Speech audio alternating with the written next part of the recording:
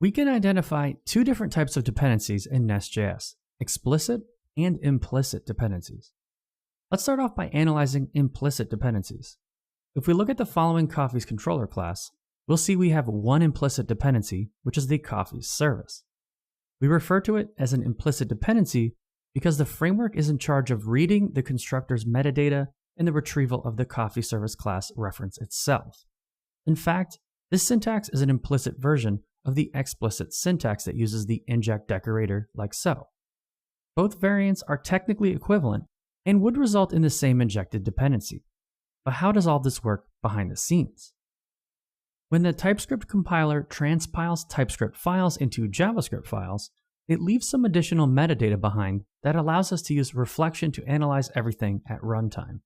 If we open up the transpiled Coffee's controller.js file located in our dist directory and scroll down a bit, we'll see the following code. Thanks to the design param types metadata we can see here, it is not required for us to use the inject decorator and explicitly pass the token we want to look up this dependency. However, we have to explicitly use the inject annotation for dependencies that we can't simply reference by their classes. Take, for example, the symbol and interface reference we used in the last lesson. To demonstrate everything further, let's open up our Coffee's controller file again and add a new dependency here.